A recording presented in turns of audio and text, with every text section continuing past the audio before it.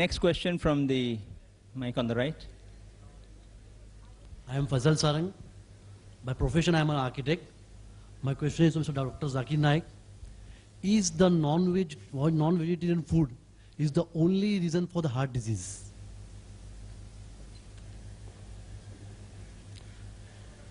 The brother asked a very good question. That is non-veg the only reason for the heart disease? And this was spoken by Mr. Zaveri, that flesh, animal flesh, chicken, mutton, beef causes heart disease. It can cause, he's right. And he further said, there is not a single vegetable source which contains cholesterol. If you tell that to any doctor, not the ideological vegetarian, they'll agree. Heart disease is caused when the diet contains more fat and more cholesterol, irrespective whether it is veg or non-veg. Irrespective. Non-veg foods do contain high cholesterol, but even vegetable foods, groundnut oil, cashew nut, coconut, ghee, butter, all this, even a common housewife knows. You know why? There are ads in the media. Have safflower oil, will not cause heart disease. Indicating the other oils cause heart disease. Simple. You don't have to be a doctor. It's a blatant 100% falsehood. I, being a medical doctor, I challenge Mr. Rashmi Vadavi to answer, does butter contain fat or not? And the doctors do tell the people suffering from heart disease, don't have fat, don't have butter, don't have groundnut oil, don't have cashew nut oil. So where did he get this idea from? From these books.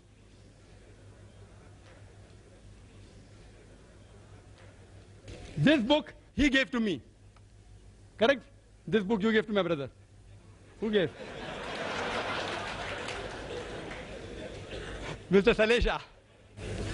Mr. Saleja gave this book. In this book also it is mentioned the same thing, that there is no cholesterol in vegetables.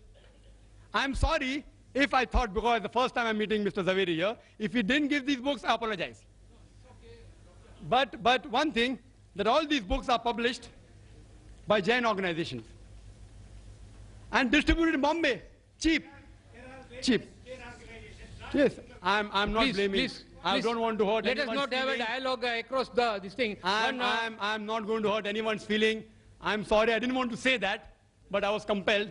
I don't want. If it's not, you said not written by Jain, it's not written. No, you said, Dr. Zakir, that I should reply. You will have a chance, sir, in your question answer time. Sir, I'll allow you time. In your time you can respond back. No, I'll allow you to respond back anything you want in your time. And now request the chairman to give me half minute more. I was disturbed. Half minute more. No, he's too smart. We'll not give him half minute more. See, because so many allegations, egg. He told egg is the cause. Egg does contain cholesterol. It's rich in cholesterol. But it's not the major cause. Today's research and medical books also say that the cholesterol in the egg is not the major villain. It is the saturated fat in which you fry the egg. Butter, ghee, lard, which is the main villain. If you don't have this frying in ghee, butter, there are less chances of having ischemic heart disease by egg. And today, amongst the population, 2/3 of the population are non-responders to cholesterol. The moment there's high intake of cholesterol, like taking egg, the liver immediately cuts its own production. And the level that reaches the blood is the same. There are 1/3 people who are responders to cholesterol. They have a problem. They should abstain from yolk of the egg. Otherwise, even if you have 1 or 2 eggs a day, you will not have heart diseases. And if you have it with bacon, with pork, then the problem. If you fry in ghee, you'll have a problem. If you fry in groundnut oil, you'll have a problem. Causing baldness. I don't want to give examples. I don't want to give examples. Even if you check here, there are many people who are bald. There are great philosophers who are bald. I don't want to take their names. I don't want to hurt your feelings. So this thing is just a research which is based on illogical assumption. A research should be practical. And the associate factor for heart disease is also alcohol as well as smoking. These two are also one of the associate causes for heart diseases. Yes, in America, heart diseases are more in non-veg because they are fats. Quran says don't have an excess, this problem will be solved.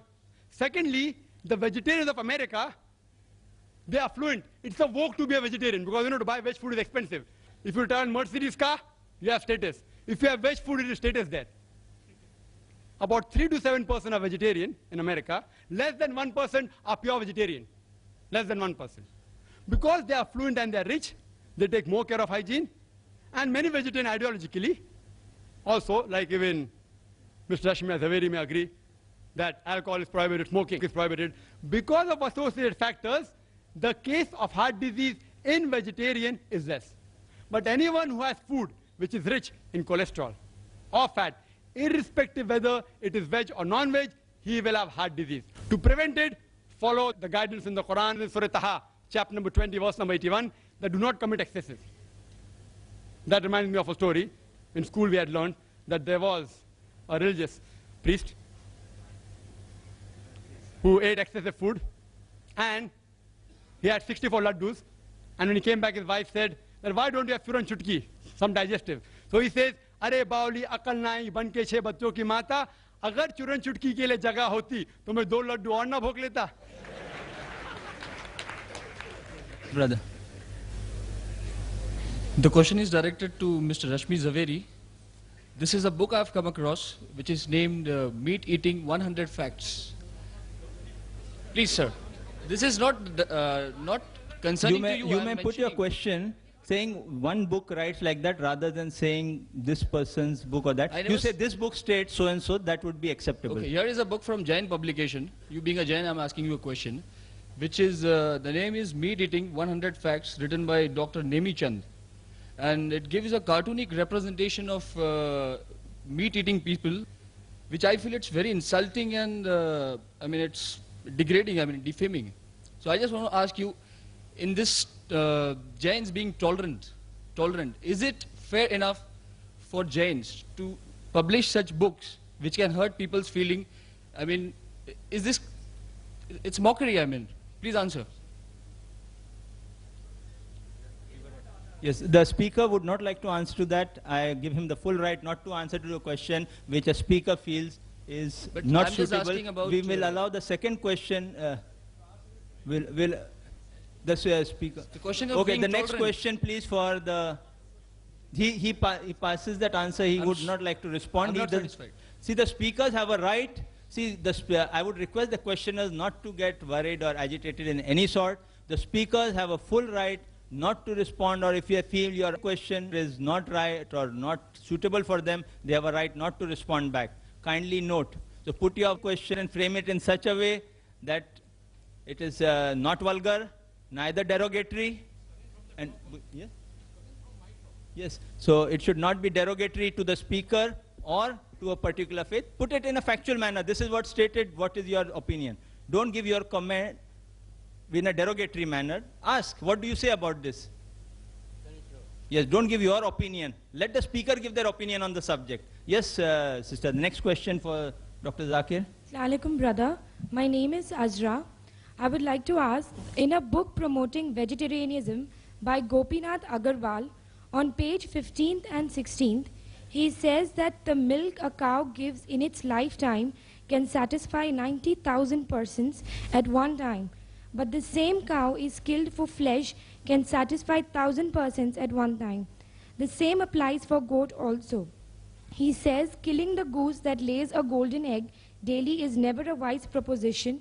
Do you agree with him?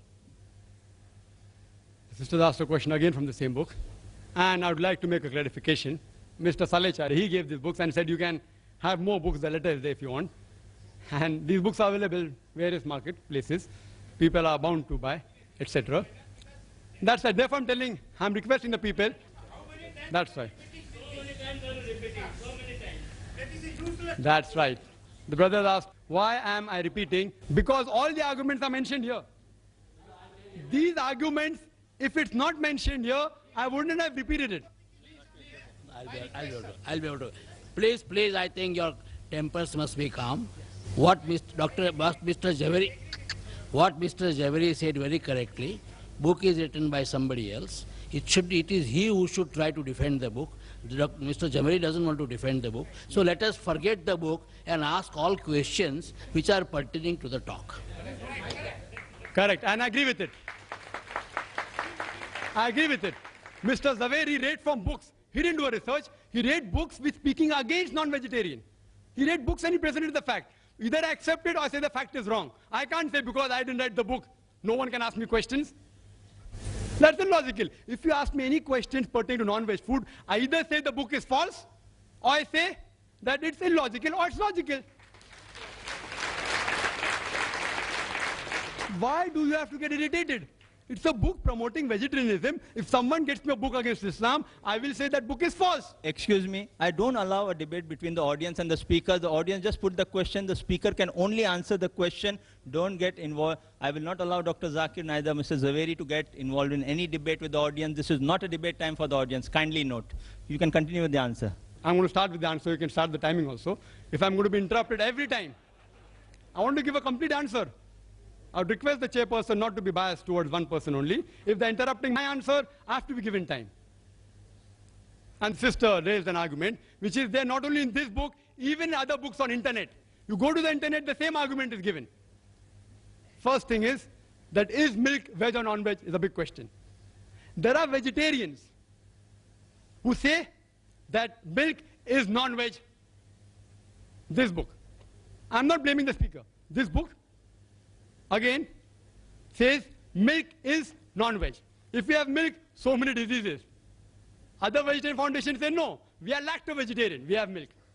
Whether milk is non-veg or veg, my simple question is, if you don't want to hurt the animals, when you milk the animal, it causes severe pain. You know, artificial milking of animal causes pain. You ask a breastfeeding woman, certain times she has problems and she has to extract milk artificially, it is so painful. So when you extract milk from the animal, it's painful.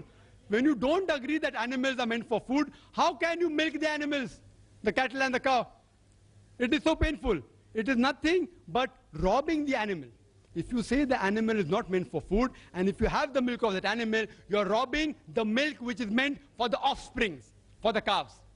And the example that was given, that a cow, on average, in a day gives 10 kgs of milk. Again, this book. If it's wrong, no problem. It's on the internet also. 10 kgs of milk in a day.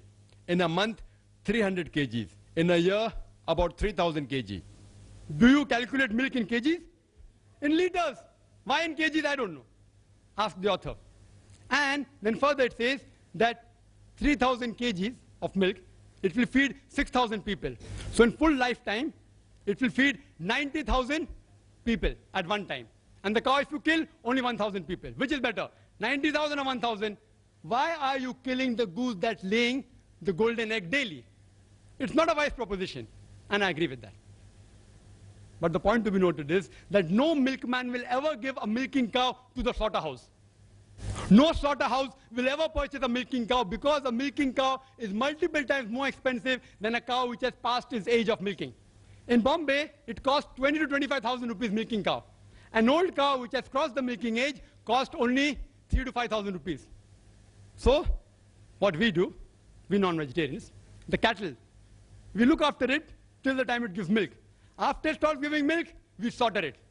We take all the eggs of the goose. When it stops laying, we slaughter the goose for its flesh.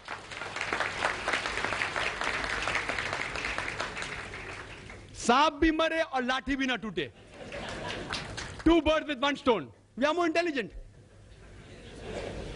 Again, the argument giving that see some animals, you can use them in field, etc. You can use them for plowing, for transportation. If you love the animals so much, why do you overload them? And furthermore, the Indian statistics tells us that out of the population of cows, oxen and bull, only 25% are productive. The remaining 75% are unproductive. Either past the age of milking or they are males, all and females, bulls, oxes. Now what will you do with the 75% of excess non-productive cow, goat, bulls, ox? One option, you rear them up yourself. An average bull or cow requires 18,000 a year for living, according to the statistics. Their statistics, not my statistics. 18,000 a year. So after they give milk, they live another 4 or 5 years. Which farmer will bear the burden of millions of cows every year, 18,000? Second option is give to Jivdaya organization. They leave it open, it enters the field, eats up the crop. Third option, leave them in the jungle, animal will kill them. The last option is best. After they reach the age of milking, utilize the milk, give it to slaughterhouses, it benefits the farmer, he gets some money, and even the animal benefits the human being by eating the meat of the animal, as well as his hide for leather, as well as the bones. Hope that answers the question. Next question for Mr. Zaveri.